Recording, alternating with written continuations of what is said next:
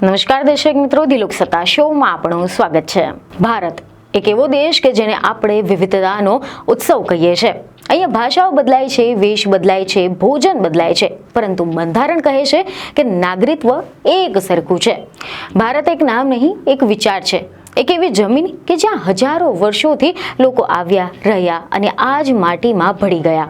આ દેશે ક્યારે પણ કોઈને પૂછ્યું નથી કે તમે ક્યાંથી આવ્યા છો, પરંતુ આજે પ્રશ્ન ઉઠી રહ્યો છે કે શું આ નાગરિકત્વ દરેક ચહેરા માટે સમાન રીતે દેખાય છે? શું દરેક ભારતીયને ભારતીય જેવા દેખાવાનો અધિકાર છે? આ વાર્તા છે એક એવા સમુદાયની કે જેણે ભારતને 2 વખત પસંદ કર્યું, પરંતુ ઇતિહાસે અને સમાજે તેમને વારંવાર વિદેશી કહ્યા. આ વાત છે ચકમા સમુદાયની.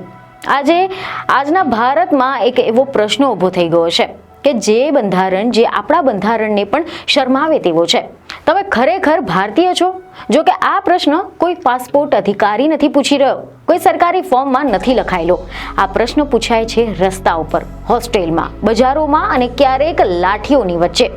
આ પ્રશ્નનો જવાબ આપતો હતો એક યુવાન. ઈજાગ્રસ્ત હાલતમાં તે કગરતો રહ્યો અને બોલ્યો કે હું ભારતીય છું, વિદેશી નથી.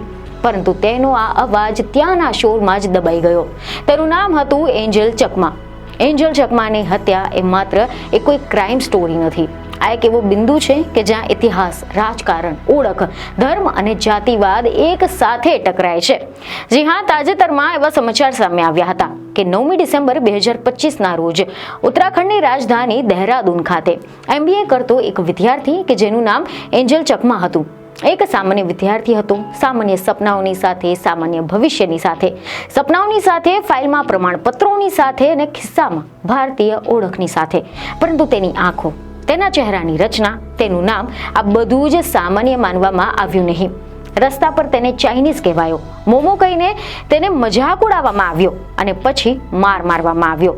જ્યારે તે લોહી લુહાણ હાલતમાં પડી રહ્યો હતો ત્યારે તે સતત એક જ વાત કહેતો રહ્યો કે હું ભારતીય છું, વિદેશી નથી. પરંતુ કોઈ સાંભળવા તૈયાર જ ન થયું. થોડા દિવસો પછી હોસ્પિટલમાં સારવાર દરમિયાન તેનો જીવ ગયો. આ એક વ્યક્તિનું મૃત્યુએ એક સમુદાયના ઘાવને ફરી એકવાર તાજા કરી નાખ્યા છે. જો કે આ કોઈ અચાનક થયેલી ઘટના ન હતી, એક લાંબા ઇતિહાસનું પરિણામ હતું. એક એવો ઇતિહાસ કે જે 1947થી શરૂ થાય છે. તો ચાલો જાણીએ કે આ સમુદાય કોણ છે કે જેને આજે પણ પોતાને સાબિત કરવું પડી રહ્યું છે. તો આ અંગેની માહિતી મેળવવા માટે આપણે ઇતિહાસમાં સહેજ પાછા જઈએ. તેવા અહેવાલ છે કે વર્ષ 1947 ભારત સ્વતંત્ર થવાનું છે, પરંતુ સ્વતંત્રતાની સાથે સાથે આવી રહી છે ભાગલાની આગ. સ્વતંત્રતાનું વર્ષ, પરંતુ સાથે છે વિભાજનનો ઘાવ. અને આ સમયગાળામાં ચિત્તાગોંગ હિલ ટ્રેકર્સ, એક પર્વતીય વિસ્તાર કે જે આજના બાંગ્લાદેશમાં છે, અહીંયા રહેતો હતો એક પ્રાચીન બૌદ્ધ સમુદાય ચકમા. તેઓ થેરીવાદ બૌદ્ધ હતા. એ જ પરંપરા કે જે મ્યાનમાર, થાઈલેન્ડ અને કંબોડિયામાં છે. તેઓ મુસલમાન ન હતા, તેઓ બંગાળી ન હતા. તેમને ભારત પસંદ કર્યું. એ દરમિયાન મીડિયામાંથી એવા અહેવાલો સામે આવ્યા કે તેમના નેતા સ્નેહકુમાર ચકમા મહાત્મા ગાંધી, જવાહરલાલ નહેરુ અને સરદાર પટેલને મળવા ગયા હતા, જ્યાં તેમણે સ્પષ્ટ કહ્યું કે અમારો પ્રદેશ 98% બિન મુસ્લિમ છે અને અમે પાકિસ્તાનમાં નથી જવા માંગતા. અમે ભારતની સાથે રહેવા માંગીએ છીએ. આના બાદમાં તેમને ખાતરી આપવામાં આવે છે અને વિશ્વાસની સાથે તેઓ પાછા ફરે છે. ત્યારબાદ 15મી ઓગસ્ટ 1947 મધ્યરાત્રિએ રંગામતીમાં તિરંગો પણ લહેરાવવામાં આવે છે. ભારત માટે ઉત્સવ મનાવવામાં આવે છે. પરંતુ માત્ર 2 જ દિવસ પછી 17 ઓગસ્ટે રેડિયો પર જાહેરાત થાય છે કે ચિત્તાગોંગ હિલ ટ્રેકર્સ પાકિસ્તાનને સોંપવામાં આવ્યા છે. એક જ રાતમાં તેમની જમીન બદલાઈ ગઈ, તેમની ઓળખ બદલાઈ ગઈ અને તેમનો ભવિષ્યનો રસ્તો અંધકારમય બની ગયો. એક જ રાતમાં તેઓ પાકિસ્તાની બની ગયા, પરંતુ દિલથી તેઓ ભારતીય જ રહ્યા. જોકે પાકિસ્તાનમાં ચકમાઓ માટે જીવન સરળ ન હતું. પાકિસ્તાનમાં ચકમાઓને શંકાની નજરે જોવાયા હતા. તેઓ ભારત પ્રેમી ગણાયા. તેઓ બૌદ્ધ હતા, તેઓ અલગ હતા, બંગાળી બોલી શકતા ન હતા. જેથી 1960ના દાયકામાં કર્ણફુલી નદી પર કપ્તાઈ ડેમ બનાવવામાં આવ્યો અને આના કારણે ચકમાઓની જમીન ડૂબી ગઈ. ન વળતર, ન તો પુનર્વસન. જમીન ગઈ, ઘર ગયા, ઓળખ ગઈ, કોઈ વળતર પણ નહીં આપવામાં આવ્યું, કોઈ સહાનુભૂતિ નહીં મળી અને અંતે ભારત તરફ પલાયન. 14,000થી વધુ ચકમાઓ ઘર છોડીને ભારત તરફ આવ્યા હતા અને ભારતે તેમને મિઝોરમ, ત્રિપુરા, અરુણાચલ પ્રદેશમાં રાહત શિબિરમાં વસાવ્યા. 5 દાયકા સુધી શિબિરોમાં જન્મ, શિબિરોમાં જીવન અને શિબિરોમાં જ વૃદ્ધાવસ્થા. સમય જતાં અરુણાચલ પ્રદેશ રાજ્ય બન્યો અને આની સાથે જ શરૂ થયો વિદેશીનો નવો નારો. ચકમાઓ હવે સ્થાનિક રાજકારણમાં સામાન્ય દુશ્મન બની ગયા હતા. ડેમોગ્રાફી બદલાઈ જશે, સંશોધનો ઘટી જશે, આ ભય તેમને સ્વીકારવામાં ન આવ્યા. આ અંગે કેટલાક અહેવાલો એવા સામે આવ્યા કે સમાજશાસ્ત્રીઓનું કહેવું છે કે એક નવી ઓળખ બનાવવા માટે કોઈને તો બહાર રાખવા જ પડે છે અને ચકમાઓએ એ ખાલી જગ્યાને ભરી દે છે.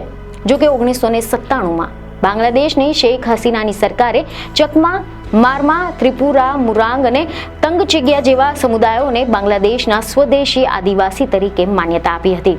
તેમણે પહાડી પ્રદેશો માટે એક પ્રાદેશિક પરિષદની પણ સ્થાપના કરી હતી, જેમાં વિસ્થાપિત લોકોને જમીન પરત કરવાની જોગવાઈનો સમાવેશ થાય છે. બાંગ્લાદેશ કેટલાક ચકમા શરણાર્થીઓને પણ પાછા લેવા માટે તૈયાર હતું, પરંતુ મોટાભાગના ધાર્મિક અત્યાચારના ડરના કારણે પાછા ફરવામાં અનિચ્છા રાખતા હતા.